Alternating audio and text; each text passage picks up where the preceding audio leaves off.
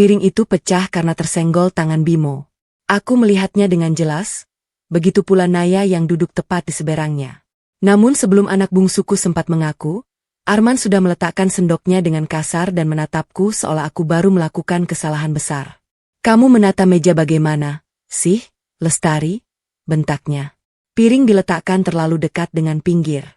Hal kecil seperti ini saja tidak bisa dipikirkan. Bimo langsung menunduk.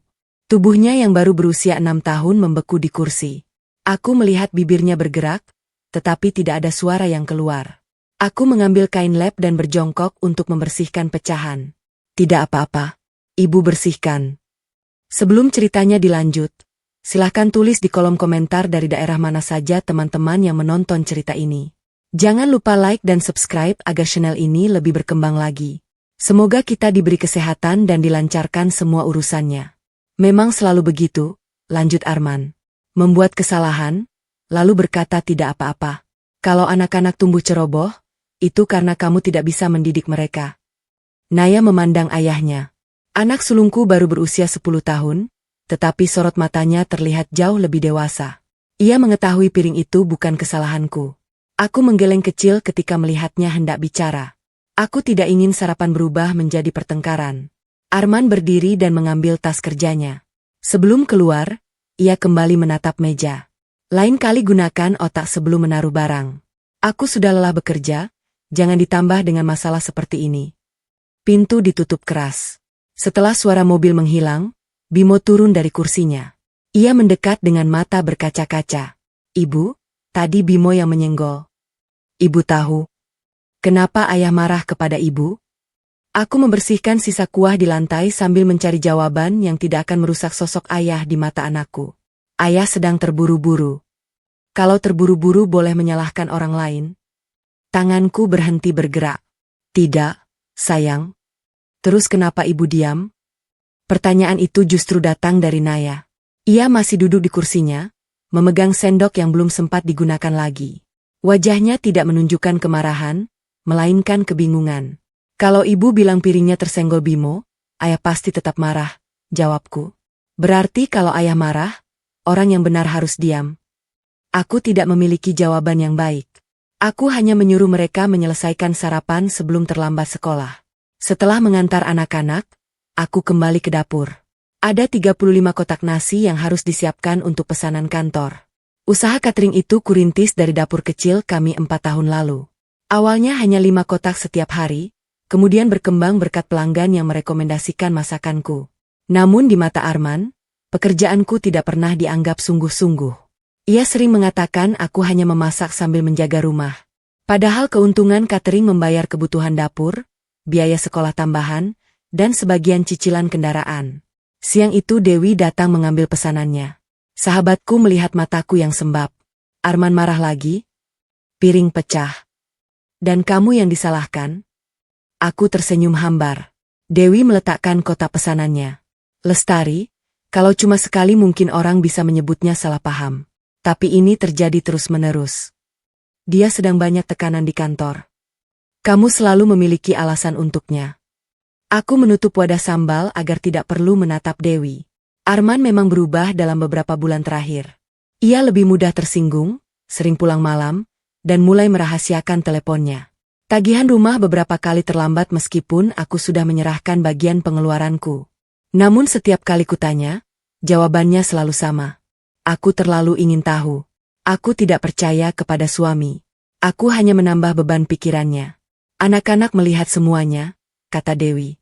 "Mereka sedang belajar tentang bagaimana seorang suami boleh memperlakukan istrinya." Kalimat itu membuat dadaku sesak. Malamnya Arman pulang pukul 9. Aku telah memasukkan sup ke lemari pendingin karena tidak tahu kapan ia tiba. Saat kuhangatkan, ia mengeluh karena nasi tidak baru. Aku sudah mengirim pesan menanyakan jam pulang. "Aku sibuk. Kalau tidak dibalas, seharusnya kamu menelepon." "Kalau aku menelepon, Mas sering bilang aku mengganggu. Jadi sekarang aku yang salah?" Suaranya meninggi. Naya yang sedang mengerjakan tugas di meja makan berhenti menulis. Bimo telah tertidur di sofa, tetapi tubuhnya bergerak gelisah. Aku tidak mengatakan masalah. "Cara bicaramu seperti menuduh." Arman mencicipi sup, lalu mendorong mangkuknya. Terlalu asin. Padahal sebelum disajikan, aku sudah mencicipinya 2 kali. Besok jangan terima terlalu banyak pesanan. Rumah ini semakin tidak terurus. Pesanan itu membantu pengeluaran kita. Jangan merasa paling berjasa hanya karena menghasilkan sedikit uang. Aku membawa mangkuk ke dapur agar anak-anak tidak melihat air mataku. Namun Naya mengikutiku. Ia berdiri di ambang pintu sambil memeluk buku tulis. Ibu menangis. Tidak. Mata ibu terkena uap. Naya tidak percaya. Ia memeluk pinggangku tanpa berkata apa-apa. Beberapa menit kemudian, ia kembali ke kamar. Aku mengira ia akan tidur, tetapi dari celah pintu kulihat Naya mengambil sebuah buku kecil bersampul biru. Ia menulis tanggal hari itu, lalu mencatat. Piring pecah karena tersenggol Bimo. Ayah menyalahkan ibu. Sup tidak terlalu asin. Ayah tetap mengatakan masakan ibu salah. Di bawahnya, Naya menambahkan satu kalimat yang baru kubaca beberapa hari kemudian. Mulai sekarang Naya akan mencatat semuanya. Kalau tidak dicatat, suatu hari mungkin semua orang akan percaya bahwa ibu memang selalu salah. Bimo mengompol untuk pertama kalinya setelah lebih dari setahun. Pukul 3 pagi ia berdiri di samping tempat tidurku dengan celana basah dan tubuh gemetar. Aku segera membawanya ke kamar mandi, mengganti pakaiannya, lalu membersihkan kasur tanpa membangunkan Arman. Bimo mimpi apa? Tanyaku. Ayah marah. Marah kepada siapa? Kepada ibu. Ia memeluk leherku erat-erat. Dalam mimpi, ayah mengusir ibu. Bimo mau ikut, tapi pintunya terkunci. Aku menahan air mata dan meyakinkannya bahwa aku tidak akan meninggalkannya. Setelah kasur diganti, Bimo meminta tidur di sebelahku. Pagi harinya Arman melihat spray yang dijemur. Sudah kelas 1 masih mengompol? Bimo langsung bersembunyi di belakang tubuhku. Jangan memarahinya. Dia bermimpi buruk. Kalau terus dimanja, kapan dia belajar menjadi laki-laki? Dia baru 6 tahun. Usia 6 tahun bukan bayi. Arman menatap Bimo. Mimpi apa sampai mengompol? Bimo tidak menjawab. Tangannya mencengkeram bajuku. Aku mencoba mengalihkan pembicaraan, tetapi Naya lebih dahulu berkata, Bima bermimpi ayah memarahi ibu. Wajah Arman berubah. Kenapa dia bisa bermimpi seperti itu? Tidak ada yang menjawab. Arman memandangku dengan curiga. Kamu pasti membicarakan keburukanku di depan mereka. Aku tidak pernah melakukan itu. Lalu kenapa anak-anak takut kepadaku? Aku menatap kedua anak kami. Bimo bersembunyi, sedangkan Naya berdiri kaku sambil menahan napas. Jawabannya ada tepat di depan mata Arman, tetapi ia menolak melihatnya. Mas sering membentak di depan mereka. Aku membentak karena kamu melakukan kesalahan. Tidak semua yang terjadi adalah kesalahanku. Nah, sekarang kamu mulai melawan. Arman menendang kursi yang menghalangi jalannya. Kursi itu jatuh dan menimbulkan suara keras. Bimo menjerit. Naya segera memeluk adiknya.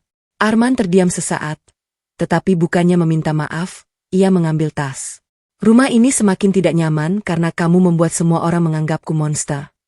Setelah ia pergi, Bimo bertanya, monster itu apa? Aku memeluknya. Ayah bukan monster. Ayah hanya belum bisa mengendalikan kemarahannya. Naya menatapku lama. Ibu selalu membela ayah. Siapa yang membela ibu? Pertanyaan itu terus mengikutiku sepanjang hari. Siang harinya aku dipanggil Bu Sinta, wali kelas Naya.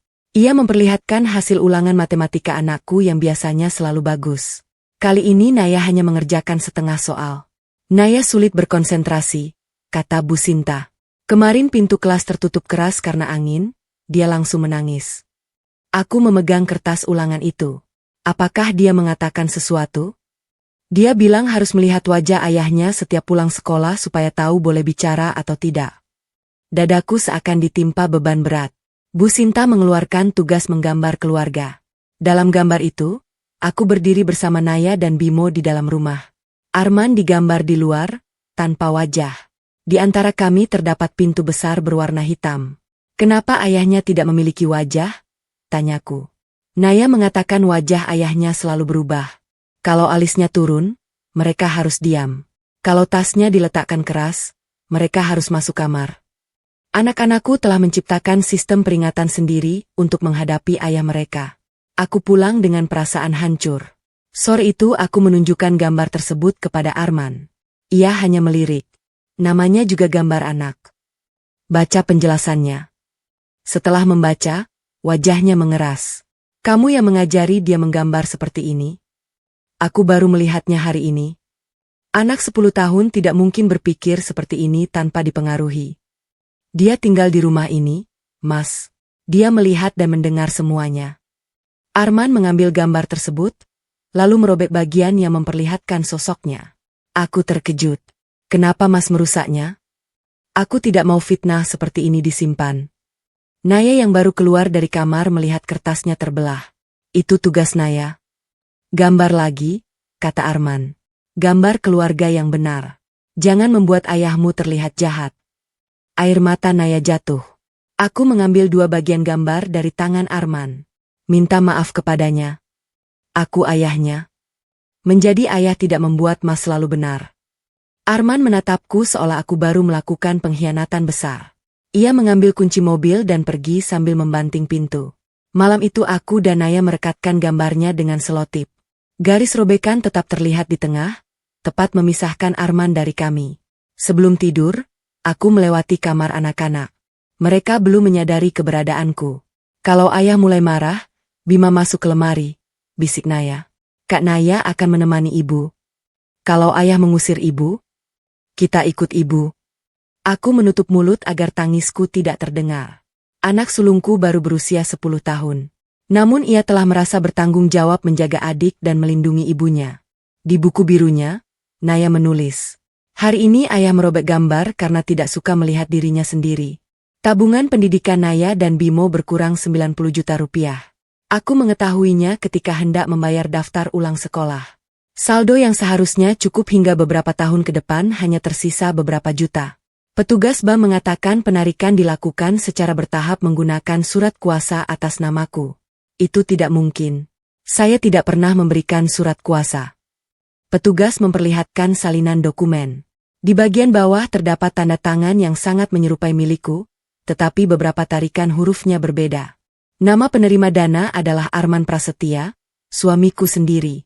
Aku pulang membawa salinan dokumen dan menunggu sampai anak-anak tidur. Namun Bu Ratna datang bersama Arman sebelum aku sempat membicarakannya secara pribadi. Ada apa kamu memanggil Arman pulang cepat? Tanyanya. Aku meletakkan dokumen di meja. Uang pendidikan anak-anak diambil. Arman memeriksa salinan itu tanpa menunjukkan keterkejutan. Bukankah kamu yang memakainya untuk catering? Aku menatapnya tidak percaya. Mas yang menerima uangnya. Kamu memberikan surat kuasa. Aku tidak pernah menandatangani ini. Bu Ratna mengambil dokumen. Tanda tangannya mirip. Mirip bukan berarti milik saya. Arman tertawa pendek. Jangan berpura-pura lupa. Kamu minta aku mencairkannya karena usahamu butuh modal. Itu bohong. Naya dan Bimo ternyata belum tidur. Mereka berdiri di ujung lorong, mendengarkan. Arman sengaja meninggikan suara. Anak-anak, tabungan kalian digunakan ibu untuk catering. Jadi kalau nanti kita kesulitan membayar sekolah, kalian tahu penyebabnya. Jangan libatkan mereka, bentakku. Nah, sekarang kamu marah karena ketahuan. Aku mengambil buku keuangan usaha dan memperlihatkan seluruh modal catering. Tidak ada uang 90 juta rupiah. Semua pembelian bahan dan peralatan berasal dari keuntungan usaha. Arman bahkan tidak melihatnya. Catatan bisa dibuat sesuka hati. Kalau begitu tunjukkan kemana uangnya dipindahkan. Aku sudah menyerahkannya kepadamu secara tunai. Kapan? Sekitar 3 bulan lalu. 3 bulan lalu aku berada di rumah sakit menemani ibu menjalani operasi. Bu Ratna langsung menyela, jangan menyeret ibu. Justru saat itu saya tidak mungkin menerima uang tunai dari Arman. Suasana menjadi hening. Aku melihat kegugupan melintas di mata suamiku. Namun Arman segera menyerang kembali. Kamu tidak bisa mengelola uang, lalu sekarang berusaha menjadikan aku penjahat. Naya maju beberapa langkah. Ibu tidak mengambil uang kami. Arman menoleh tajam. Kamu tahu dari mana? Naya membantu ibu mencatat pesanan. Anak kecil tidak mengerti keuangan. Tapi Naya tahu ibu tidak membeli barang mahal. Bu Ratna memukul meja dengan telapak tangan. Jangan kurang ajar kepada ayahmu. Ini akibatnya kalau anak terlalu dekat dengan ibu. Semua ucapan ayah dianggap salah. Naya terkejut. Aku segera berdiri di depannya. Cukup. Jangan bentak anak saya. Dia juga cucuku. Tapi saya ibunya. Saya tidak mengizinkan siapapun merendahkannya karena berkata jujur. Arman meraih dokumen dari meja. Aku akan mengurus masalah ini. Kamu tidak perlu kembali ke bank. Besok aku akan meminta pemeriksaan tanda tangan. Untuk apa? Untuk membuktikan surat kuasa ini palsu. Wajah Arman berubah tegang. Kamu ingin melaporkan suamimu sendiri? Aku belum menuduh siapapun. Kenapa Mas merasa takut? Ia meremas dokumen itu, kemudian masuk ke kamar. Malamnya aku memeriksa semua berkas keuangan keluarga. Beberapa tagihan kartu kredit Arman telah menunggak. Ada pula pembayaran apartemen yang tidak kukenal. Di antara dokumen tersebut, aku menemukan surat pinjaman sebesar 300 juta rupiah. Nama peminjamnya adalah aku. Jaminannya rumah peninggalan ayahku. Tanda tanganku kembali tercantum di sana. Aku belum pernah melihat apalagi menandatangani surat itu. Ketika hendak menyimpannya, aku mendengar suara Arman menelepon di teras. Alia mulai curiga, katanya. Ia sering memanggilku Lestari, tetapi kepada orang di telepon ia menggunakan nama kecilku yang hanya diketahui orang dekat. Aku mendekati pintu tanpa suara. Tenang, lanjutnya. Begitu semua utang tercatat atas namanya, aku bisa menggugat cerai. Rumah dan usaha itu juga akan kita ambil. Suara perempuan menjawab samar dari telepon. Arman tertawa. Anak-anak akan kubuat percaya bahwa ibu mereka yang menghancurkan keluarga. Aku menutup mulut agar napasku tidak terdengar. Dari balik lorong, kulihat Naya juga mendengarnya. Ia memegang telepon lama dengan lampu perekam menyala. Malam itu bukan hanya aku yang mengetahui rencana Arman. Anak sulung kami merekam setiap kata ayahnya sendiri. Arman mengatakan akan lembur karena harus menyelesaikan audit perusahaan. Namun pukul 8 malam, Dewi mengirimkan sebuah foto. Dalam foto itu, mobil Arman terparkir di depan sebuah hotel. Ia berdiri dekat pintu pengemudi bersama seorang perempuan berkemeja putih dan rok hitam. Tangan perempuan itu berada di lengan Arman. Aku mengenalinya. Namanya Selvi, rekan kerja Arman yang pernah datang ke rumah saat ulang tahun Naya. Dewi meneleponku. Aku melihat mereka makan malam berdua. Sikapnya bukan seperti rekan kerja. Apakah mereka masih di sana? Baru saja masuk ke lift menuju lantai apartemen. Aku menggenggam telepon begitu kuat hingga jemariku sakit. Keinginan pertamaku adalah pergi ke sana dan menghadapi mereka. Namun ketika teringat dokumen palsu serta percakapan Arman, aku tahu kemarahan hanya akan memperingatkan mereka. Tolong ambil foto sebanyak mungkin, kataku. Kamu yakin tidak mau menyusul? Aku ingin mengetahui seluruh rencananya. Arman pulang mendekati tengah malam. Aku sengaja duduk di ruang tengah. Auditnya selesai? Tanyaku. Belum. Banyak masalah karena timku tidak becus. Aku memandang kerah ke mejanya. Ada bekas bedak dan aroma parfum yang bukan milikku. Ada perempuan di kantor yang memakai parfum melati. Arman menatapku curiga. Kenapa bertanya begitu? Hanya tercium dari bajumu. Seluruh ruangan rapat dipenuhi orang. Jangan mulai menuduh. Aku tersenyum kecil. Aku tidak menuduh. Ia tampak tidak nyaman karena aku tidak bereaksi seperti biasanya. Arman kemudian melihat beberapa kotak pesanan di meja. Rumah semakin berantakan karena usahamu. Aku akan memindahkannya besok. Kalau catering ini dijual, kita bisa melunasi sebagian utang. Aku berpura-pura terkejut. Dijual kepada siapa? Ada orang yang tertarik. Kamu tinggal menandatangani pengalihan kepemilikan. Siapa orangnya? Nanti kamu tahu. Setelah Arman tidur, aku memeriksa tas kerjanya. Di dalam map terdapat rancangan pengalihan usaha catering. Namaku dicantumkan sebagai pihak yang menyerahkan seluruh aset, merek, pelanggan, dan rekening usaha. Nama penerimanya adalah Selvi Anggraini. Mereka bukan hanya berselingkuh. Mereka sedang merencanakan mengambil pekerjaan yang kubangun dengan tanganku sendiri. Aku memotret seluruh dokumen, lalu mengembalikannya tepat seperti semula. Keesokan harinya aku menemui Dewi. Ia mengenalkan seorang pengacara bernama Bu Hana. Setelah melihat dokumen, Bu Hana mengatakan ada dugaan pemalsuan tanda tangan, penggelapan tabungan, serta upaya pengalihan aset tanpa persetujuan. Jangan menandatangani apapun, katanya. Amankan dokumen rumah dan usaha. Sertifikat rumah masih tersimpan di lemari besi bank. Rumah itu diwariskan ayahku sebelum meninggal dan tetap tercatat atas namaku. Arman mungkin mengira statusnya sebagai suami memberinya hak menjadikan rumah tersebut jaminan. Aku memindahkan rekening catering dan mencadangkan seluruh catatan keuangan. Sore hari, aku menemukan Naya duduk sendirian di kamar. Ibu tahu Naya merekam pembicaraan ayah. Wajahnya langsung takut. Naya tidak sengaja mendengar. Ayah bilang mau membuat kami percaya bahwa ibu jahat. Aku memeluknya. Kamu tidak boleh menyelidiki ayah lagi. Ini urusan orang dewasa. Kalau Naya tidak merekam, ayah akan berbohong. Ibu akan mencari bukti. Tugas Naya hanya belajar dan menjaga diri. Naya menyerahkan telepon lama itu.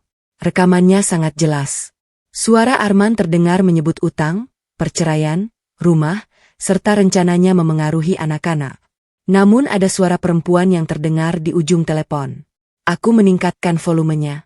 Pastikan Lestari terlihat tidak stabil, kata perempuan itu. Kalau perlu, pancing dia marah di depan anak-anak lalu rekam.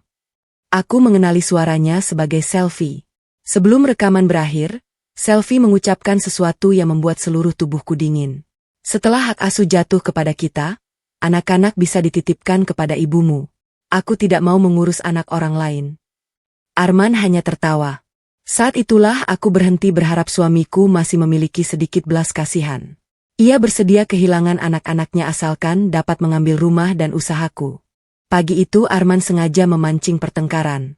Ia meletakkan telepon dalam posisi berdiri di rak buku dengan kamera mengarah ke ruang makan. Aku melihatnya ketika membawa sarapan, tetapi berpura-pura tidak mengetahui. Kenapa hanya ada telur? Tanyanya. Masih ada ayam di dapur. Aku tidak suka makan ayam pagi-pagi. Mas tidak pernah mengatakan itu. Nah, kamu selalu membantah. Ia mulai meninggikan suara. Naya dan Bimo sedang sarapan. Dari sudut mataku kulihat lampu kamera telepon menyala. Arman ingin merekamku kehilangan kendali. Aku menarik napas. Kalau ada yang ingin dibicarakan, kita bicarakan setelah anak-anak berangkat. Kenapa? Takut mereka tahu ibunya tidak becus. Aku tidak menjawab. Ketidakmampuannya membuatku marah justru membuat Arman semakin kesal. Ia mengambil piring dan menjatuhkannya ke wastafel hingga retak. Lihat, bahkan sarapan saja membuat orang kehilangan selera. Bimo menangis. Naya memegang tangannya. Aku membawa kedua anak ke kamar, kemudian kembali mengambil telepon yang merekam. Arman langsung merebutnya. Kamu menyentuh barangku tanpa izin? Mas sedang merekam kami. Aku merekam perilakumu. Perilaku apa? Aku bahkan tidak meninggikan suara. Arman kehilangan kata-kata. Malam sebelumnya Bu Hana telah memperingatkanku tentang kemungkinan ini. Arman membutuhkan bukti bahwa aku emosional dan tidak mampu mengurus anak. Karena itu ia akan terus memancing reaksiku. Aku tahu tentang rencana perceraian, kataku dalam hati, tetapi belum mengucapkannya. Aku tetap memainkan peran istri yang tidak mengetahui apa-apa. Siang harinya Bu Ratna datang membawa dokumen. Ia mengatakan surat tersebut diperlukan untuk menyelamatkan rumah dari penyitaan. Kamu tinggal tanda tangan di sini. Aku membaca isinya. Dokumen tersebut bukan surat penyelamatan, melainkan persetujuan bahwa aku mengetahui dan menyetujui pinjaman 300 juta rupiah. Kenapa harus ditandatangani sekarang? Arman sedang kesulitan. Sebagai istri kamu seharusnya membantu. Uangnya digunakan untuk apa? Usaha keluarga. Usaha siapa? Bu Ratna terlihat kesal. Jangan terlalu banyak bertanya kepada suami. Perempuan yang merasa lebih pintar dari laki-laki akan merusak rumah tangganya sendiri. Aku teringat bagaimana selama ini aku mengantarnya berobat, membayar obat, serta memasak setiap kali ia sakit. Namun perempuan itu ternyata bersedia menyerahkanku untuk menyelamatkan anak laki-lakinya. Saya akan membacanya bersama pengacara. Kamu sudah menyiapkan pengacara? Aku tersenyum tipis. Saya hanya ingin berhati-hati. Bu Ratna mengambil kembali dokumen dengan cepat. Gerakannya menegaskan bahwa ia mengetahui surat itu bermasalah. Setelah ia pergi, aku menelepon Dewi. Kami telah sepakat memindahkan operasional catering secara bertahap ke dapur kosong miliknya. Rekening pelanggan dan daftar pemasok juga diamankan agar Arman tidak dapat mengambil alih. Malamnya Arman membawa dokumen pengalihan usaha. Aku sudah menemukan pembeli, katanya. Harga yang ditawarkan cukup untuk melunasi utang. Siapa pembelinya? Selvi. Dia ingin mengembangkan usaha makanan. Aku berpura-pura baru mendengar nama itu. Bukankah dia teman kantor Mas? Dia hanya membantu. Berapa harganya? Arman menyebut angka yang bahkan tidak mencapai 1/10 nilai usahaku. Aku perlu waktu. Tidak ada waktu. Kalau tidak ditandatangani minggu ini, rumah bisa disita. Aku menatapnya. Bukankah rumah ini atas namaku? Setelah menikah, semuanya menjadi milik bersama. Itu tidak benar. Rumah tersebut merupakan warisan dan tidak dapat dijaminkan tanpa persetujuanku. Namun aku membiarkan Arman merasa lebih pintar. Aku akan menandatanganinya, kataku. Matanya langsung berbinar. Kapan? Di depan keluarga besar.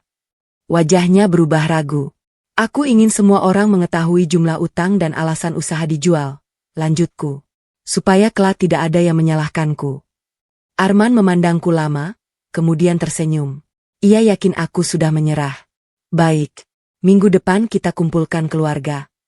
Setelah ia tidur, aku menelepon Bu Hana. Arman menerima perangkapnya, kataku. Pertemuan keluarga itu akan menjadi panggung terakhir tempat Arman mencoba mempermalukanku. Namun kali ini aku tidak akan datang sebagai istri yang menangis dan membela diri. Aku akan datang membawa dokumen bank, rekaman perselingkuhan, bukti pemalsuan, laporan perusahaan, dan kesaksian anak yang selama ini mencatat semua kebohongannya. Arman mengira pertemuan tersebut akan memberinya rumah, usaha, dan kebebasan untuk hidup bersama Selvi. Ia belum tahu bahwa pada hari yang sama, penyidik perusahaan juga akan datang menjemputnya. Arman kehilangan sebuah map berisi laporan keuangan perusahaan. Ia baru menyadarinya ketika hendak berangkat kerja, lalu langsung masuk ke dapur dan menuduhku memindahkan barangnya.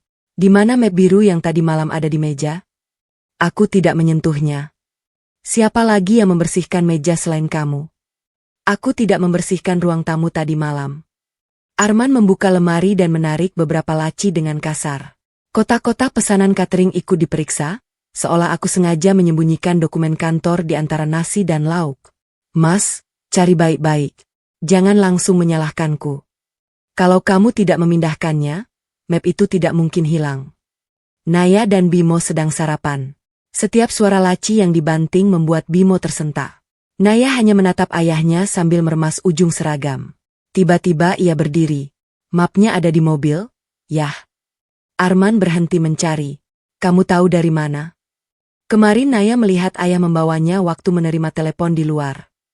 Ayah tidak membawanya ke mobil. Dibawa. Mapnya ditaruh di kursi belakang. Arman menatap Naya dengan wajah memerah. Ia pergi ke halaman, membuka mobil, lalu kembali membawa map biru tersebut. Aku menunggu sebuah pengakuan atau permintaan maaf. Namun Arman justru meletakkan map itu di meja. Kenapa kamu tidak mengingatkan ayah sejak tadi? Naya terlihat bingung. Ayah tidak bertanya kepada Naya. Kamu mendengar ayah mencarinya. Tapi ayah langsung bilang ibu yang memindahkan. Jangan membantah. Bimo menutup kedua telinganya. Aku segera berdiri. Dia mengatakan yang sebenarnya. Map itu memang ada di mobil. Aku sedang mendidik anak kita agar tidak bersikap kurang ajar. Berkata jujur bukan kurang ajar. Arman merampas telepon lama yang berada di dekat piring Naya. Mulai hari ini kamu tidak boleh memakai telepon. Itu untuk mendengarkan pelajaran. Anak yang melawan orang tua tidak membutuhkan telepon.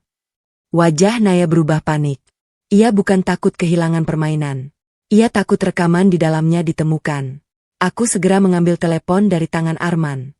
Jangan menghukum anak karena dia membuktikan masalah. Arman mencengkeram pergelangan tanganku. Berikan. Lepaskan tanganku. Aku ayahnya. Aku berhak memeriksa apa yang dilakukan anakku. Cengkeramannya semakin kuat. Naya berdiri di antara kami dan mencoba mendorong tangan ayahnya. Jangan sakiti ibu. Arman melepaskanku, tetapi kemarahannya beralih kepada Naya. Kamu berani mendorong ayah? Naya cuma mau ayah melepaskan ibu. Masuk ke kamar. Naya tidak bergerak. Air mata menggenang di matanya, tetapi ia tetap berdiri di depanku. Bimo bersembunyi di balik kursi sambil menangis. Arman mengangkat tangan. Gerakannya terhenti di udara ketika melihat Naya memejamkan mata, seolah anak itu sudah mempersiapkan diri menerima pukulan untukku. Mas, turunkan tanganmu, kataku. Suasana mendadak senyap. Arman perlahan menurunkannya. Namun tidak ada penyesalan di wajahnya. Ia justru menunjukku. Lihat apa yang kamu lakukan. Kamu membuat anak-anak melawan ayahnya sendiri. Aku tidak mengajari mereka melawan siapapun.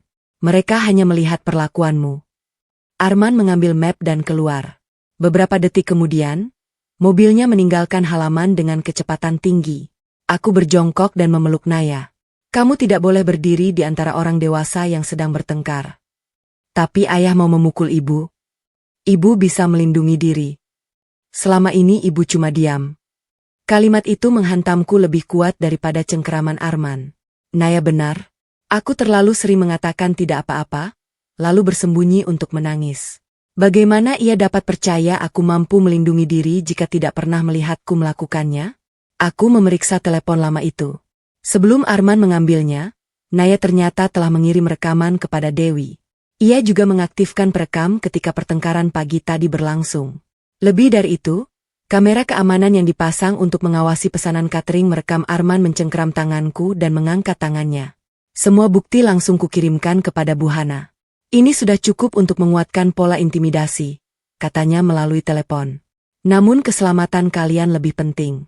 Kalau dia pulang dalam keadaan marah, jangan hadapi sendirian. Aku menyiapkan dokumen penting, pakaian anak-anak, uang tunai, dan obat-obatan di dalam sebuah tas. Tas itu kemudian dititipkan kepada Dewi. Malamnya Arman tidak pulang. Ia hanya mengirim pesan. Ajari anakmu menghormati ayahnya sebelum aku pulang. Aku tidak membalas. Keesokan paginya, telepon dari Pak Surya, pemilik perusahaan tempat Arman bekerja, masuk ke nomorku. Suaranya terdengar serius. Bu Lestari, apakah ibu mengetahui beberapa pembayaran perusahaan pernah masuk ke rekening catering? Aku terkejut. Tidak pernah. Kami menemukan 3 transaksi menggunakan kode usaha milik ibu. Aku langsung memahami tahap berikutnya dari rencana Arman. Ia tidak hanya ingin menimpakan utang pribadi kepadaku. Ia juga sedang menghubungkan namaku dengan uang yang hilang dari perusahaannya. Pak Surya menemuiku di kantor Bu Hana. Ia membawa salinan 3 transaksi dengan jumlah keseluruhan hampir 200 juta rupiah. Uang perusahaan dipindahkan ke sebuah rekening yang menggunakan nama mirip usaha cateringku. Nama usahaku adalah Dapur Lestari, sedangkan rekening penerima menggunakan nama Dapur Lestari Mandiri. Huruf terakhir sengaja diubah agar tampak seperti kesalahan penulisan. Rekening ini bukan milik saya, kataku. Pak Surya mengangguk. Kami sudah memeriksa identitas pembukanya. Dokumennya menggunakan salinan KTP ibu, tetapi foto verifikasinya bukan ibu. Siapa? Pak Surya menunjukkan gambar dari kamera bank. Seorang perempuan memakai masker dan kacamata berdiri di depan teller. Meskipun wajahnya tidak terlihat jelas, aku mengenali tas dan jam tangannya. Selfie. Di belakangnya berdiri Arman. Mereka menggunakan identitas saya, bisikku. Arman mengubah laporan seolah dana digunakan membayar konsumsi acara perusahaan, jelas Pak Surya. Nama usaha ibu dicantumkan sebagai penyedia. Aku memberikan seluruh catatan pesanan catering. Pada tanggal transaksi, aku memang pernah menerima pesanan dari perusahaan Arman, tetapi nilainya hanya beberapa juta, bukan ratusan juta. Selisih tersebut dipindahkan ke rekening palsu dan kemungkinan digunakan membayar utang mereka. Pak Surya meminta izin membawa salinan rekaman percakapan Arman dan selfie. Setelah mendengarnya, wajahnya berubah muram. Dia sudah menyiapkan ibu sebagai orang yang akan disalahkan. Aku menahan amarah. Selama bertahun-tahun aku memasak untuk acara perusahaan Arman dengan harga lebih rendah karena ingin membantu karirnya. Kebaikanku digunakan sebagai pintu untuk menjebakku. Bu Hana menyusun langkah hukum. Kami melaporkan pemalsuan identitas, tanda tangan, dan pembukaan rekening palsu. Namun laporan itu belum langsung diberitahukan kepada Arman agar penyidik dapat mengumpulkan bukti tanpa membuatnya melarikan diri. Sore harinya seorang penagih datang ke rumah. Ia membawa surat peringatan pinjaman 300 juta rupiah. Jika tunggakan tidak dibayar, rumah akan diproses sebagai jaminan. Arman tiba beberapa menit kemudian, seolah kedatangan mereka telah diatur. Aku sudah bilang utangnya harus diselesaikan, katanya kepadaku. Penagih meminta kami berdiskusi baik-baik, lalu pergi setelah menyerahkan dokumen. Begitu pagar tertutup, Arman mulai memainkan perannya. Ini akibat cateringmu. Pinjamannya tercatat atas namaku, tetapi aku tidak pernah mengambil uang. Kamu sendiri yang menandatangani. Aku akan meminta pemeriksaan forensik. Arman tertawa. Jangan membuang uang. Hasilnya tetap sama. Mas sangat yakin. Tentu. Aku melihatmu menandatangani. Di mana? Ia terdiam sesaat. Di rumah ibu. Pada tanggal yang tercantum di dokumen, aku sedang berada di rumah sakit bersama Bimo. Arman mengalihkan pandangan. Aku menunjukkan foto digital dengan tanggal dan lokasi rumah sakit. Pada hari itu Bimo dirawat karena demam berdarah. Selama 24 jam aku tidak meninggalkan kamarnya. Aku tidak mungkin berada di rumah Bu Ratna pada waktu yang sama. Kamu bisa saja menandatanganinya sebelum itu. Dokumen menyatakan tanda tangan dilakukan di depan petugas. Wajah Arman mulai tegang. Untuk apa kamu terus mencari masalah? Jual catering, bayar utang, dan semuanya selesai. Lalu kita tetap menjadi keluarga? Tentu. Aku hampir tertawa mendengar kebohongan itu. Ia telah merencanakan hidup bersama Selvi, tetapi masih ingin aku percaya bahwa penyerahan usaha akan menyelamatkan pernikahan kami. Aku akan mempertimbangkannya, jawabku. Arman tampak lega. Malamnya aku masuk ke kamar kerjanya ketika ia mandi. Di dalam laci terkunci yang sudah dibuka Bu Hana dengan bantuan tukang kunci, terdapat cap usaha cateringku yang pernah dilaporkan hilang. Ada pula beberapa lembar kertas kosong dengan tanda tanganku yang dipindai. Aku memotret semuanya, kemudian membiarkan benda-benda itu tetap di tempatnya agar penyidik dapat menemukannya secara langsung. Selain dokumen, aku menemukan nota pembayaran apartemen Selvi. Uang muka tempat itu dibayar sehari setelah pinjaman atas namaku dicairkan. Aku pulang ke kamar dan melihat Naya belum tidur. Ibu akan pergi? Tanyanya. Belum. Kenapa ibu menyiapkan tas di rumah Tante Dewi? Aku duduk di tepi ranjangnya. Karena ibu ingin kita punya tempat aman kalau ayah marah. Naya mau ikut ibu? Tentu. Ibu tidak akan meninggalkan kalian. Naya mengeluarkan buku birunya. Kalau nanti ayah bilang ibu mencuri uang, Naya boleh menunjukkan ini. Belum. Simpan sampai ibu mengatakan waktunya tepat. Kapan waktunya? Ketika ayah tidak bisa mengambil atau merusaknya lagi. Keesokan harinya Bu Hana menerima hasil awal pemeriksaan tanda tangan. Ahli dokumen menyatakan tanda tanganku pada surat pinjaman merupakan hasil tiruan. Sekarang kami memiliki bukti bahwa uang dicuri, identitasku digunakan, dan dokumen dipalsukan. Namun ada satu temuan yang lebih mengejutkan. Salah satu saksi dalam pengajuan pinjaman bukan hanya Selvi. Nama saksi kedua adalah Ratna Prasetya, ibu mertuaku sendiri. Bu Ratna datang ke rumah sambil membawa makanan dan berpura-pura tidak mengetahui apapun. Ia duduk di ruang tengah, menanyakan keadaan anak-anak, lalu kembali membujukku menjual catering. Usaha dapat dibangun lagi, katanya. Rumah tangga kalau sudah rusak sulit diperbaiki. Aku menyajikan teh sambil menahan muak. Ibu benar-benar ingin rumah tangga kami bertahan. Tentu, ibu hanya ingin kalian damai. Termasuk setelah Arman menikah dengan Selvi. Cangkir di tangan Bu Ratna hampir terlepas. Apa maksudmu? Aku belum menyebut perselingkuhan. Ibu langsung terlihat takut. Bu Ratna meletakkan cangkir. Kamu jangan menuduh sembarangan. Aku mengeluarkan foto Arman dan Selvi di hotel. Setelah itu kusodorkan salinan dokumen pinjaman yang mencantumkan nama Bu Ratna sebagai saksi. Wajahnya kehilangan warna. Ini hanya urusan pekerjaan Arman. Ibu menyaksikan tanda tanganku yang dipalsukan. Ibu tidak tahu tanda tangan itu palsu. Bagaimana ibu bisa melihatku menandatangani dokumen jika saat itu aku berada di rumah sakit? Bu Ratna tidak dapat menjawab. Aku memperlihatkan bukti transfer sebesar 50 juta rupiah ke rekeningnya. Uang itu dikirim 2 hari setelah pinjaman cair. Untuk apa Arman memberikan uang ini? Dia membantu ibunya. Sebagai imbalan karena ibu bersedia berbohong.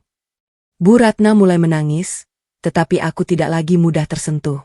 Ia mengaku Arman mengatakan pinjaman hanya bersifat sementara. Setelah catering dijual, semua utang akan dibayar. Selvi berjanji mengembangkan usaha menjadi restoran besar, lalu memberikan sebagian keuntungannya kepada Bu Ratna. Arman bilang kamu tidak mampu mengelolanya, katanya. Namun catering itu cukup berhasil sampai mereka ingin merebutnya. Ibu tidak berniat menyakitimu. Ketika ibu menandatangani kesaksian palsu, apa yang ibu pikir akan terjadi kepadaku? Bu Ratna menunduk. Arman juga bilang kalau kalian bercerai, anak-anak akan tinggal dengan ibu. Ia membutuhkan kesaksian bahwa kamu terlalu sibuk bekerja. Aku berdiri karena tidak sanggup duduk di dekatnya. Selama aku merawatnya setelah operasi, Bu Ratna memperhatikan cara kerjaku. Ia mengetahui aku bangun sebelum subuh, mengurus anak-anak, memenuhi pesanan, lalu mengantarnya berobat. Namun ia tetap bersedia mengatakan aku menelantarkan keluarga. Jadi ibu juga ingin mengambil anak-anakku? Bukan begitu. Mereka tetap bersama keluarga ayahnya. Aku ibu mereka. Kamu bisa berkunjung. Kalimat itu menghapus sisa keraguanku. Aku membuka pintu. Ibu pulanglah. Lestari, jangan melakukan sesuatu yang akan kamu sesali. Aku sudah terlalu lama tidak melakukan apapun. Itulah satu-satunya hal yang kusesali. Bu Ratna pergi dengan wajah marah. Beberapa jam kemudian Arman menelepon dan menuduhku mempermalukan ibunya. Kamu tidak punya rasa hormat. Ibumu membantu memalsukan dokumen. Dia hanya menjadi saksi. Saksi atas kejadian yang tidak pernah ada. Kalau kamu melaporkan ibu, jangan berharap anak-anak tetap bersamamu. Ancaman itu kurekam. Sore harinya aku pergi bersama Bu Hana ke bank tempat sertifikat rumah disimpan. Petugas memastikan rumah tersebut sepenuhnya milikku karena merupakan warisan sebelum pernikahan. Tidak ada hak Arman untuk menjaminkannya tanpa persetujuanku. Bahkan jika dokumen pinjaman dianggap sah, rumah tidak dapat disita karena sertifikat asli tidak pernah keluar dari bank. Berkas yang digunakan Arman ternyata salinan lama dengan nomor registrasi yang sudah tidak berlaku. Ia membangun seluruh rencananya di atas keyakinan bahwa aku terlalu takut untuk memeriksa. Aku kemudian mengamankan izin usaha, rekening pelanggan, resep, dan daftar pemasok. Produksi catering dipindahkan ke tempat Dewi secara bertahap. Dapur rumah sengaja kubiarkan terlihat sibuk agar Arman tidak curiga. Malam itu Selvi menelepon. Ia tidak mengetahui aku telah mengenali suaranya. Bu Lestari, saya dengar ibu ingin menjual usaha. Saya tertarik membantu agar prosesnya cepat. Benarkah? Pak Arman mengatakan ibu sedang kesulitan. Aku tersenyum meskipun tanganku gemetar. Datanglah ke pertemuan keluarga hari Minggu. Kita tanda tangani semuanya di sana. Selvi langsung menyetujuinya. Setelah panggilan berakhir, Bu Hana mengirimkan kabar bahwa penyidik telah memperoleh izin memeriksa rekening palsu dan apartemen Selvi. Semua pemain telah menerima undanganku. Mereka mengira hari Minggu akan menjadi hari ketika aku menyerahkan hidupku. Padahal hari itu akan menjadi awal kehancuran mereka. Ruang tengah dipenuhi keluarga Arman ketika pertemuan dimulai. Bu Ratna duduk di dekat putranya. Selvi datang membawa map dan berpura-pura sebagai pembeli profesional. Arman mengenakan kemeja terbaiknya. Wajahnya terlihat percaya diri karena mengira aku tidak memiliki pilihan selain menyerah. Di atas meja telah tersedia dokumen pengalihan catering, persetujuan utang, serta surat yang menyatakan aku secara sukarela meninggalkan rumah jika tidak mampu membayar pinjaman. Dokumen terakhir itu tidak pernah diperlihatkan sebelumnya. Apa maksud surat ini? Tanyaku. Hanya perlindungan bagi semua pihak, jawab Selvi. Kenapa pembeli catering perlu mengatur siapa yang tinggal di rumahku? Selvi tersenyum kaku. Itu saran hukum. Aku melihat beberapa anggota keluarga mulai saling berbisik. Sebelum menandatangani, aku meminta Arman menjelaskan seluruh keadaan. Aku mengatakan tidak ingin keluarganya kembali menyalahkanku setelah usaha dijual. Apa yang harus dijelaskan? Tanya Arman. Jumlah utang, asalnya, dan penggunaan uang. Bu Ratna mencoba menghentikan. Tidak perlu membuka aib di depan keluarga. Nama saya sudah disebut sebagai penyebab utang. Kalau saya harus kehilangan usaha, saya berhak menjelaskan. Arman yakin dirinya telah menguasai cerita. Ia mulai mengatakan cateringku mengalami kerugian dan membutuhkan pinjaman besar. Ia mengaku mengambil tabungan anak karena ingin menyelamatkan usaha. Aku membiarkannya berbicara sampai selesai. Kemudian kutunjukkan laporan keuangan catering. Dalam 3 tahun terakhir, usaha itu selalu menghasilkan keuntungan. Laporan bisa dibuat, katanya. Aku memanggil Dewi dan 2 pemasok utama. Mereka membawa catatan transaksi yang sesuai dengan laporanku. Arman mulai gelisah. Kalau usaha tidak merugi, kataku, untuk apa pinjaman 300 juta dicairkan? Untuk pengembangan. Pengembangan apartemen Selfie. Aku menampilkan bukti pembayaran apartemen di layar televisi. Selfie berdiri. Saya tidak tahu uangnya berasal dari mana. Namun ibu hadir di bank ketika rekening palsu dibuka menggunakan identitas saya. Gambar kamera bank muncul berikutnya. Meskipun memakai masker, pakaian, tas, dan jam tangannya terlihat jelas. Keluarga mulai ribut. Selfie memandang Arman, meminta bantuan. Foto itu tidak membuktikan apapun, kata Arman. Aku memutar rekaman percakapan mereka. Suara Arman terdengar jelas. Begitu semua utang tercatat atas nama Lestari, aku bisa menggugat cerai. Kemudian suara Selfie. Pastikan dia terlihat tidak stabil. Setelah hak asuh jatuh kepada kita, anak-anak bisa dititipkan kepada ibumu. Wajah Bu Ratna memucat. Paman dan Bibi Arman menatap mereka dengan jijik. Itu rekaman yang diedit, bentak Arman. Aku meletakkan hasil pemeriksaan tanda tangan di meja. Ahli forensik menyatakan tanda tanganku dipalsukan. Selfie mencoba pergi, tetapi pintu depan terbuka. Pak Surya masuk bersama 2 petugas pemeriksa perusahaan dan seorang penyidik. Pak Arman, kata Pak Surya, kami perlu menanyakan dana perusahaan yang dipindahkan ke rekening palsu. Arman berdiri dengan panik. Ini masalah keluarga. Datanglah ke kantor besok. Rekening itu akan dibekukan hari ini. Selfie berlari menuju pintu samping, tetapi Dewi telah menguncinya dari luar sesuai arahan penyidik. Arman berbalik kepadaku. Kamu menjebakku? Aku hanya membiarkan Mas mengatakan kebenaran dengan mulut sendiri. Ia meraih dokumen di meja dan mencoba merobeknya. Penyidik menghentikan tangannya. Bu Ratna menangis sambil meminta keluarga membelanya. Tidak seorang pun bergerak. Namun Arman masih belum menyerah. Ia menunjukku di depan semua orang. Dia istri yang licik. Dia sengaja menghancurkan ayah dari anak-anaknya sendiri. Saat itulah pintu kamar terbuka. Naya berdiri di sana sambil memegang buku birunya. Aku sudah memintanya tetap bersama Bimo. Namun setelah mendengar ayahnya kembali menuduhku, anak itu tidak mampu terus diam. Dengan langkah gemetar, Naya berjalan menuju ruang tengah. Ayah, katanya, jangan salahkan ibu lagi.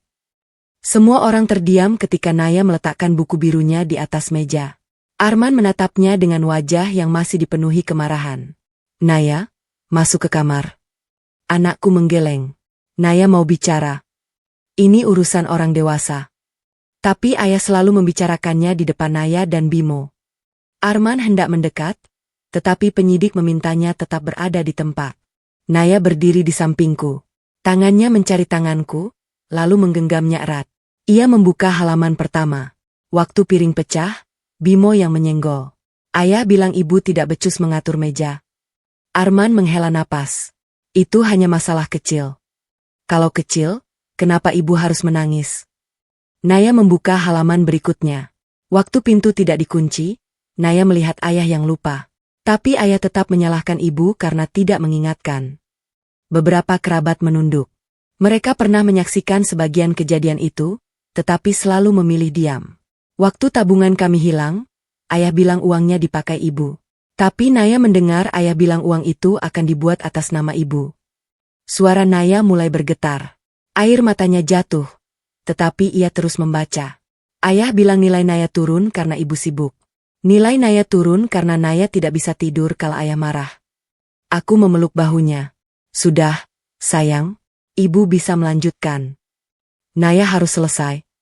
Ia membalik halaman yang berisi gambar keluarga yang telah direkatkan. Ayah merobek gambar ini karena Naya menggambar ayah di luar rumah. Ayah tidak punya wajah karena kami harus melihat wajah ayah dulu sebelum bicara. Bimo keluar dari kamar. Ia membawa mobil-mobilan kecil dan berdiri di samping kakaknya. Arman menatap kedua anaknya. Ayah melakukan semua ini demi keluarga. Naya menggeleng. Ibu yang bangun ketika kami belum bangun. Ibu memasak, bekerja, mengantar sekolah, dan menemani kami kalau takut. Ayah sering pulang dan hanya mencari kesalahan ibu. Naya belum mengerti tekanan yang ayah hadapi. Naya memang tidak mengerti pekerjaan ayah. Tapi Naya tahu berbohong itu salah. Arman mulai kehilangan kesabarannya. Ibumu yang mengajari kamu melawan ayah. Anakku tersentak, tetapi tidak mundur. Tidak. Ibu selalu menyuruh Naya diam supaya ayah tidak semakin marah. Kalimat itu justru membuat semua orang memandangku. Mereka akhirnya memahami bahwa aku tidak pernah menghasut anak-anak. Aku bahkan terlalu lama melindungi citra Arman. Naya mengusap air matanya. Kalau ibu memang selalu salah, kenapa ayah harus membuat tanda tangan palsu? Kenapa ayah harus merekam ibu diam-diam? Kenapa ayah mau mengambil rumah dan menitipkan kami kepada nenek? Arman tidak dapat menjawab. Bimo tiba-tiba memeluk pinggangku.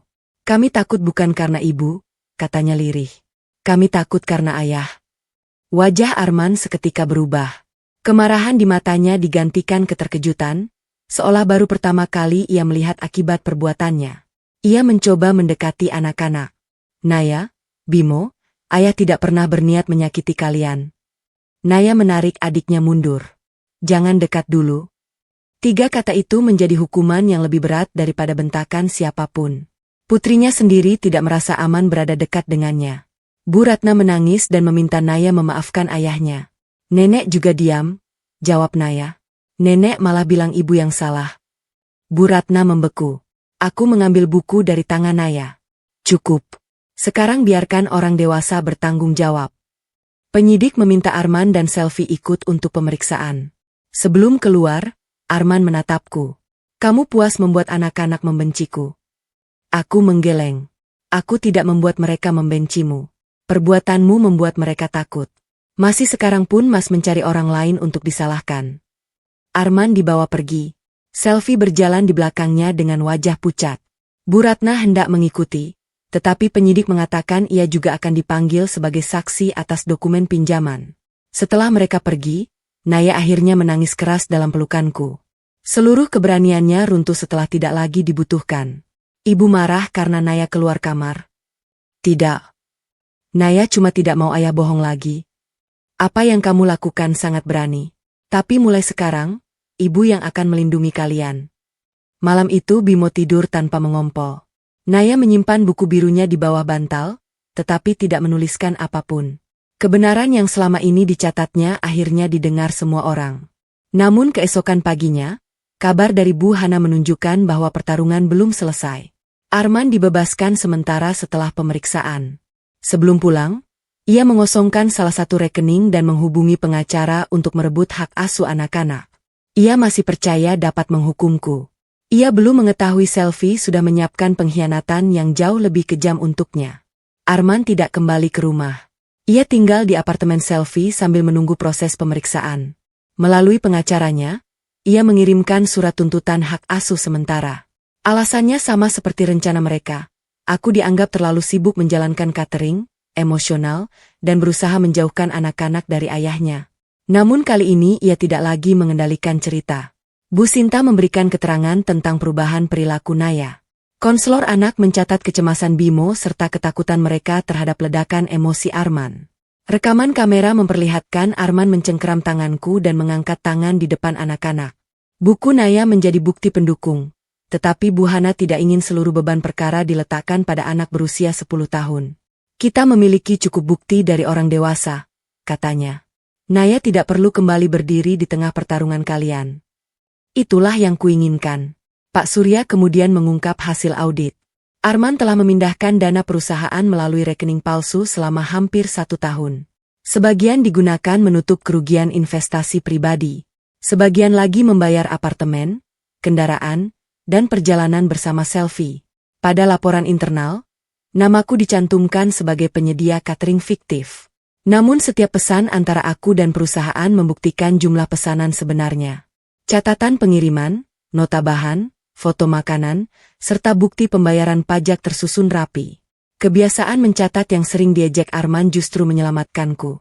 Perusahaan memecatnya secara resmi dan melanjutkan laporan pidana. Keluarga besar yang dahulu membela Arman mulai menghubungiku. Sebagian meminta maaf, tetapi sebagian hanya ingin mengetahui detail skandal. Aku tidak melayani rasa ingin tahu mereka. Bu Ratna datang membawa koper. Ia mengatakan Arman mengusirnya dari apartemen setelah mengetahui keterlibatannya dapat memperberat kasus. Ibu tidak punya tempat tinggal, katanya. Rumah ibu sendiri masih ada. Uang 50 juta itu sudah digunakan memperbaiki rumah. Penyidik mengatakan aset ibu mungkin diperiksa. Itu akibat keputusan ibu. Bu Ratna menangis di teras. Lestari, kamu sudah seperti anak sendiri. Anak sendiri tidak dijebak agar kehilangan rumah dan anak. Ibu hanya mengikuti Arman. Ibu adalah orang dewasa. Ibu memilih. Aku tidak membiarkannya tinggal. Bukan karena ingin membalas dendam, melainkan karena anak-anak membutuhkan batas yang jelas. Bu Ratna boleh menemui mereka setelah berkonsultasi dengan Bu Hana dan konselor, bukan datang kapanpun sambil membawa rasa bersalah. 2 hari kemudian, Arman menghubungiku. Cabut laporan dan aku akan melepaskan hak atas catering. Catering itu bukan milikmu. Aku tetap suamimu. Tidak lama lagi. Ia terdiam. Kamu menggugat cerai? Iya. Pikirkan anak-anak. Aku memikirkan mereka. Itu sebabnya aku melakukannya. Arman mulai menangis dan mengatakan selfie adalah kesalahan sesaat. Ia berjanji kembali menjadi suami yang baik jika aku membantu menyelesaikan perkara.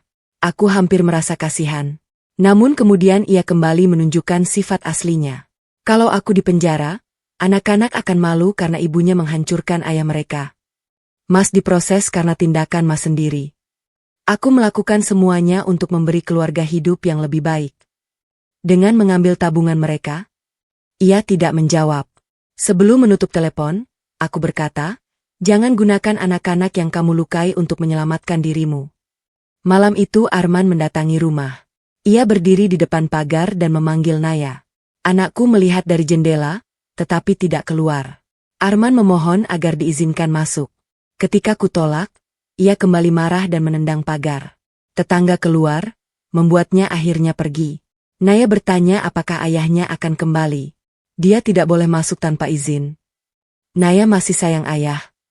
Ibu tahu. Tapi Naya belum mau bertemu. Kamu tidak harus bertemu sebelum siap. Naya memelukku. Beberapa jam kemudian Arman kembali ke apartemen selfie. Pintunya terbuka. Lemari telah kosong. Dokumen, uang tunai, serta perhiasan yang disimpan di sana menghilang. Selfie telah pergi membawa seluruh sisa kekayaannya. Arman mencari Selfie ke rumah orang tuanya, kantor lama, dan beberapa hotel. Tidak seorang pun mengetahui keberadaannya. Nomornya tidak aktif, sedangkan rekening yang mereka gunakan telah dikosongkan. Mobil yang dibeli dari uang perusahaan juga menghilang. Setelah diperiksa, kendaraan itu ternyata sudah dijual menggunakan surat kuasa yang diberikan Arman kepada Selfie. Perempuan yang hendak dinikahinya setelah menghancurkanku justru menghancurkannya lebih dahulu.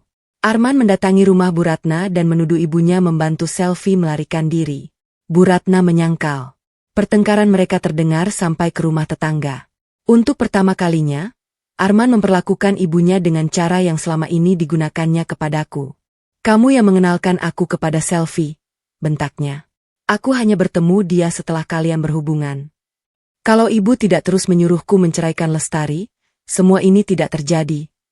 Bu Ratna akhirnya berkata, jangan lagi menyalahkan orang lain. Kamu sendiri yang berselingkuh dan mencuri. Arman terpukul mendengar ibunya tidak lagi membela. Ia meninggalkan rumah dan mencoba meminta bantuan teman-temannya. Namun sebagian besar menjauh setelah mengetahui kasus perusahaan. Rekan yang masih bersedia menolong hanya memberinya tempat tidur di gudang kecil. Tidak ada pendingin ruangan, kamar mandi berada di luar, dan setiap malam ia tidur di antara kardus barang.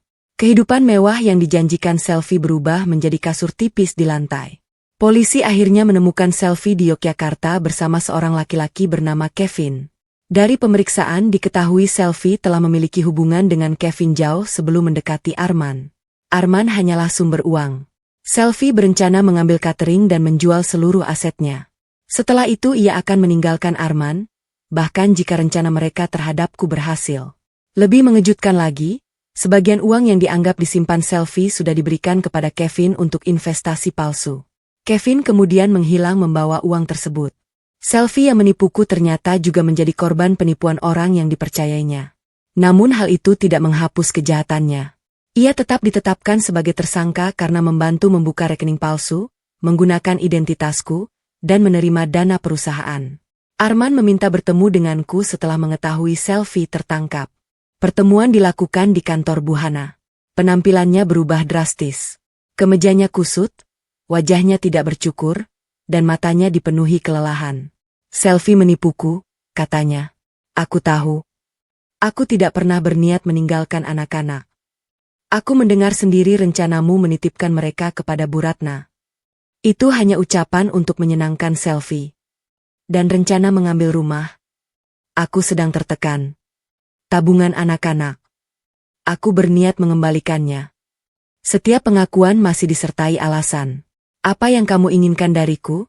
tanyaku. "Bantu aku mengatakan kepada perusahaan bahwa kamu mengetahui rekening itu." Aku menatapnya tidak percaya. Setelah seluruh rencananya terbongkar, ia masih ingin aku mengorbankan diri. "Kalau kamu mengaku mengetahui rekeningnya, kesalahanku akan lebih ringan. Aku mungkin tidak ditahan. Aku bisa bekerja dan mengganti uang anak-anak. Mas ingin aku berbohong kepada penyidik. Demi Naya dan Bimo." Aku berdiri. Pembicaraan selesai. Arman mencoba memegang tanganku, tetapi Bu Hana menghentikannya. "Lestari, aku suamimu." Seorang suami tidak merencanakan istrinya masuk penjara menggantikan dirinya. Ia berlutut dan menangis. Namun tangisnya bukan karena memahami penderitaanku. Ia menangis karena untuk pertama kalinya tidak ada seorang pun yang bersedia menanggung akibat perbuatannya. Sebelum pergi, aku menyerahkan sebuah amplop. Di dalamnya terdapat salinan halaman buku Naya. Pada halaman terakhir tertulis, "Ayah datang ke pagar." Naya masih sayang ayah, tetapi Naya tidak mau tinggal bersama orang yang selalu membuat ibu menangis. Arman membaca kalimat itu berulang kali. Aku meninggalkannya sendirian di ruang pertemuan. Pengadilan mengabulkan hak asuh sementara kepadaku. Arman hanya diperbolehkan bertemu anak-anak melalui kunjungan terjadwal dan didampingi konselor. Bukan karena aku ingin memisahkan mereka selamanya. Aku hanya ingin memastikan Naya dan Bimo tidak kembali dijadikan alat untuk menekan ibunya. Pemeriksaan forensik membuktikan semua tanda tanganku dipalsukan. Pinjaman 300 juta rupiah dibatalkan sebagai kewajibanku, sedangkan rumah tetap aman karena sertifikat asli tidak pernah diserahkan. Pihak pemberi pinjaman juga diperiksa karena meloloskan dokumen tanpa verifikasi yang benar. Rekening palsu dibekukan. Sebagian dana perusahaan berhasil ditemukan, meskipun sebagian besar sudah digunakan Arman dan Selfie. Aku membersihkan nama usaha melalui surat pernyataan resmi dari perusahaan Pak Surya. Setelah kebenaran menyebar, banyak pelanggan lama kembali memesan. Bahkan beberapa perusahaan baru tertarik menggunakan cateringku karena mengetahui pencatatan dan pengelolaannya sangat rapi. Dewi menawarkan dapur miliknya menjadi cabang pertama. Kami mengubah nama usaha menjadi Dapur Naya, sebagai penghormatan kepada keberanian anakku. Namun sebelum memutuskan, aku meminta persetujuannya. "Kenapa memakai nama Naya?"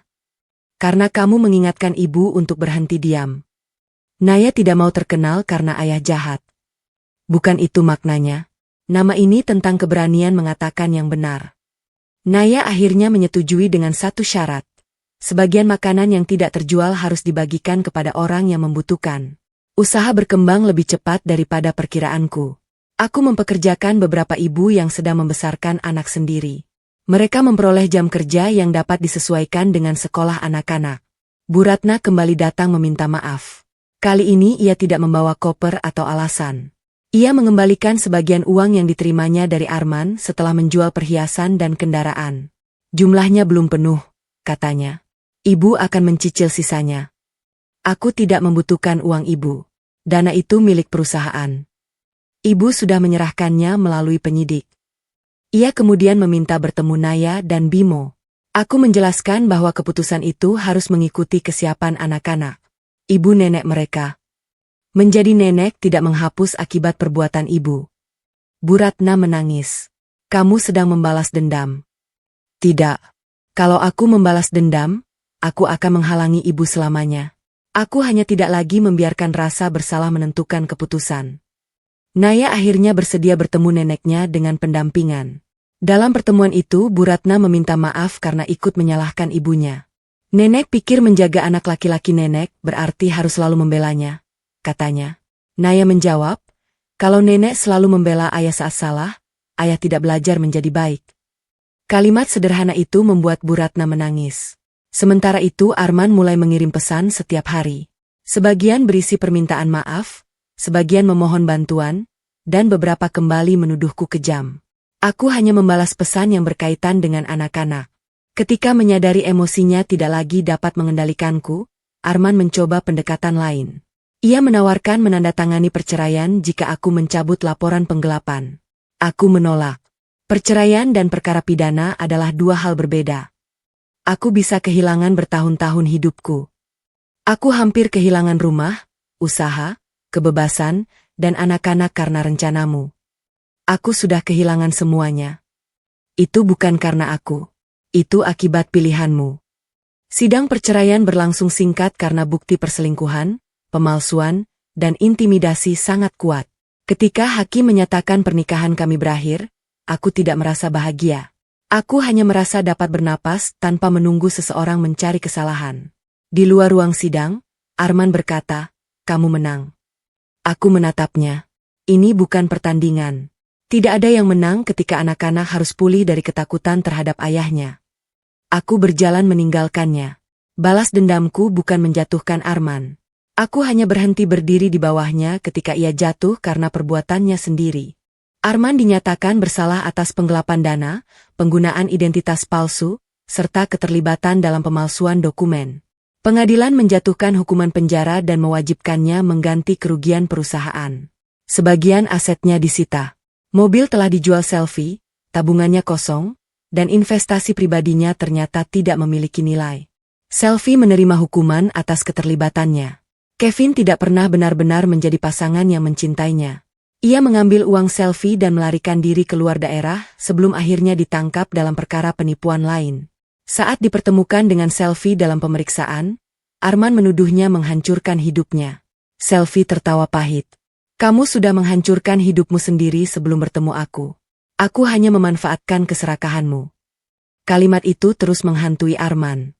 Bu Ratna juga harus mempertanggungjawabkan kesaksian palsunya. Karena bekerja sama, mengembalikan dana, dan mengakui keterlibatan, ia tidak menerima hukuman seberat Arman. Namun nama baiknya di keluarga besar hancur. Kerabat yang dahulu memujinya sebagai ibu teladan mulai menjauh. Rumahnya harus dijual untuk memenuhi kewajiban pengembalian uang. Ia pindah ke kontrakan kecil dan hidup dari pensiun suaminya. Pada hari kunjungan pertama, Arman meminta Naya dan Bimo datang ke lembaga pemasyarakatan. Aku berkonsultasi dengan konselor. Naya menolak. Sedangkan Bimo bahkan mulai menangis ketika mendengar kata penjara. Aku datang sendiri. Arman duduk di balik pembatas kaca dengan pakaian tahanan. Wajahnya terlihat jauh lebih tua. "Di mana anak-anak?" "Mereka belum siap." "Kamu melarang mereka?" "Tidak. Aku menanyakan keinginan mereka." "Bimo masih terlalu kecil untuk memutuskan." Tubuhnya gemetar ketika mendengar namamu. "Aku tidak akan memaksanya." Arman menutup wajah. "Aku ayah yang gagal." Untuk pertama kalinya, kalimat itu tidak diikuti tuduhan terhadap orang lain. "Aku mengulang semua yang dilakukan ayah kepadaku," lanjutnya. "Dia selalu menyalahkan ibu. Aku membencinya, tapi akhirnya aku menjadi seperti dia. Masa lalu menjelaskan lukamu, tidak membenarkan keputusanmu." "Aku tahu." Aku menyerahkan salinan lengkap buku Naya. Arman membuka halaman demi halaman. Ia membaca catatan tentang piring pecah, pintu yang tidak dikunci, gambar yang dirobek, ketakutan Bimo, dan malam ketika ia mengancam mengambil anak-anak. Air matanya jatuh. "Kenapa kamu tidak menghentikanku lebih awal?" Pertanyaan itu hampir terdengar seperti tuduhan lama, tetapi kemudian ia menggeleng. "Maaf, itu bukan tanggung jawabmu. Seharusnya aku menghentikan diriku sendiri.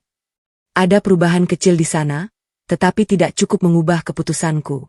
Aku akan mengikuti konseling," katanya. "Setelah bebas, bolehkah aku kembali? Kembali sebagai ayah mungkin masih bisa diperjuangkan. Kembali sebagai suamiku tidak. Aku masih mencintaimu. Kamu mencintai kendali yang kamu miliki atas hidupku. Ketika aku berhenti menurut, kamu berusaha menghancurkanku." Arman menunduk. "Apa kamu bahagia melihatku seperti ini?" Aku memandang laki-laki yang pernah kucintai. Dahulu aku membayangkan penderitaannya akan membuat luka di dalam diriku terbayar. Ternyata tidak. Aku tidak bahagia. Tetapi aku juga tidak akan menyelamatkanmu dari akibat perbuatanmu. Sebelum pergi, aku menunjuk buku Naya. Bacalah setiap kali Mas ingin menyalahkan seseorang. Inilah harga yang dibayar anak-anak ketika seorang ayah menolak mengakui kesalahannya. Arman menempelkan telapak tangan ke kaca. Aku tidak membalasnya. Beberapa bulan kemudian, ia mulai mengikuti program konseling pengendalian emosi. Ia mengirim surat kepada anak-anak tanpa menuntut jawaban. Dalam salah satu surat, ia menulis, "Ayah tidak meminta kalian segera memaafkan. Ayah hanya ingin belajar menjadi orang yang suatu hari aman untuk kalian temui." Naya menyimpan surat itu, tetapi belum membalas. Bimo bahkan tidak ingin membacanya. Arman akhirnya memahami hukuman terberatnya bukan jeruji besi atau kehilangan harta. Hukuman terberatnya adalah mengetahui kedua anaknya hidup lebih tenang ketika dirinya tidak berada di rumah. 1 tahun berlalu sejak Naya berdiri membelaku di depan keluarga. Dapur Naya berkembang menjadi usaha catering resmi dengan 2 lokasi produksi. Dewi menjadi rekan usahaku, sedangkan aku mempekerjakan 12 perempuan dari lingkungan sekitar. Kami tidak menjadi kaya mendadak. Namun setiap penghasilan berasal dari pekerjaan yang jujur, bukan kebohongan atau identitas orang lain. Rumah yang dahulu dipenuhi suara bentakan kini dipenuhi suara alat masak, tawa pegawai, dan cerita anak-anak sepulang sekolah. Bimo tidak lagi mengompol. Ia mulai berani tidur sendiri dan tidak bersembunyi setiap kali mendengar kendaraan berhenti di depan pagar. Naya kembali memperoleh nilai tinggi. Bu Sinta mendaftarkannya dalam lomba menulis tingkat kota. Tulisan yang dibuatnya berjudul "Anak Tidak Seharusnya Menjadi Pelindung Ibunya". Di dalam tulisannya, Naya tidak menyebut nama kami. Ia bercerita tentang seorang anak yang mencatat setiap pertengkaran karena takut kebenaran hilang jika tidak disimpan. Pada bagian akhir ia menulis, "Anak-anak tidak membutuhkan rumah yang terlihat utuh dari luar. Mereka membutuhkan rumah tempat orang dewasa berani meminta maaf dan berhenti saling menyakiti." Tulisan itu memperoleh juara pertama. Saat diumumkan, Naya naik ke panggung dengan seragam putih merah. Aku berdiri di antara penonton sambil menangis. Bukan karena sedih, melainkan karena anak yang dahulu bersembunyi kini mampu berbicara tanpa rasa takut. Bu Ratna juga hadir setelah mendapat izin dari konselor. Hubungannya dengan anak-anak belum kembali seperti dahulu. Ia belajar menghormati batas dan tidak pernah lagi membicarakan Arman dengan cara yang menekan mereka. Setelah acara, Bu Ratna menghampiriku. "Terima kasih masih memberi ibu kesempatan. Kesempatan ini milik anak-anak. Jangan sia-siakan." Ia mengangguk. Pada ulang tahun Naya yang ke-11, kami mengadakan acara sederhana. Tidak ada dekorasi mewah. Hanya keluarga dekat, teman sekolah, pegawai catering, dan sebuah kue buatan kami sendiri. Sebelum meniup lilin, Naya memberikan buku birunya kepadaku. "Ibu boleh menyimpannya." "Kenapa tidak Naya simpan?" Naya tidak perlu mencatat lagi. Aku memeluknya. "Dulu kamu berdiri melindungi ibu. Seharusnya itu tidak pernah menjadi tugasmu." Naya tahu. Ibu minta maaf karena terlalu lama diam. Naya menghapus air mata di pipiku. Naya membela ibu bukan karena ibu lemah. Naya cuma ingin ayah tahu kalau diamnya ibu bukan berarti ayah benar. Setelah acara selesai, aku membuka halaman terakhir buku tersebut. Ada catatan baru yang belum pernah kulihat. Hari ini rumah kami tenang. Bukan karena semua masalah hilang, tetapi karena tidak ada lagi orang yang mencari siapa yang harus disalahkan. Aku menutup buku itu dan menyimpannya bersama dokumen penting. Bukan untuk memelihara kebencian, melainkan agar suatu hari aku tidak melupakan keberanian yang mengubah hidup kami. Beberapa minggu kemudian, surat dari Arman tiba. Ia menulis bahwa dirinya masih menjalani konseling. Ia mengakui telah menggunakan kemarahan untuk menutupi rasa takut dan kegagalan. Ia juga tidak lagi meminta aku kembali. Permintaannya hanya satu. Jika suatu hari anak-anak siap, ia ingin bertemu dan meminta maaf secara langsung. Aku menunjukkan surat itu kepada Naya. "Apakah ibu mau Naya bertemu ayah?" "Keputusan itu milik Naya. Tidak perlu sekarang." Naya membaca suratnya, kemudian memasukkannya kembali ke amplop. "Mungkin nanti, kalau ayah benar-benar berubah." Aku menghormati jawabannya. Memaafkan tidak berarti melupakan atau memberikan seseorang akses yang sama untuk melukai kita kembali. Memaafkan adalah melepaskan kebencian tanpa melepaskan batas. Arman masih menjalani hukuman. Selvi juga kehilangan kebebasan dan seluruh uang yang dikejarnya. Bu Ratna hidup sederhana setelah rumah dan sebagian hartanya digunakan untuk mengganti kerugian. Mereka menderita bukan karena aku membalas dengan kejahatan. Mereka menderita karena tidak ada lagi orang yang bersedia menutupi akibat dari perbuatan mereka. Aku berdiri di teras saat Naya dan Bimo pulang sekolah. Mereka berlari masuk sambil berebut menceritakan kejadian hari itu. Tidak ada yang berhenti untuk memeriksa wajah seseorang. Tidak ada yang bersembunyi karena mendengar tas diletakkan. Tidak ada anak yang menyiapkan diri melindungi ibunya. Itulah kemenangan terbesar kami. Bukan ketika Arman dibawa penyidik. Bukan ketika rumah berhasil diselamatkan. Bukan pula ketika catering berkembang.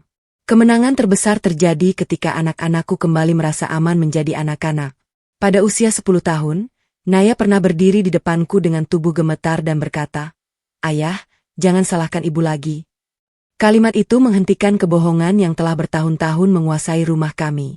Kalimat itu memaksaku berhenti menjadi istri yang mengira kesabaran berarti menerima semua perlakuan. Kalimat itu juga memaksa Arman menghadapi sosok yang selama ini paling ia hindari, dirinya sendiri. Dulu aku percaya mempertahankan keluarga berarti menjaga semua orang tetap berada di bawah satu atap. Sekarang aku memahami keluarga tidak ditentukan oleh siapa yang tinggal di dalam rumah. Keluarga ditentukan oleh siapa yang membuat rumah itu aman. Aku pernah disalahkan atas piring yang pecah, uang yang hilang, pekerjaan suami yang hancur, dan ketakutan anak-anak. Namun pada akhirnya kebenaran membuktikan bahwa aku bukan penyebab kehancuran keluarga. Aku adalah orang yang membangunnya kembali. Dan kali ini, rumah itu berdiri tanpa kebohongan, tanpa intimidasi, serta tanpa seorang pun yang harus menderita agar orang lain terlihat benar.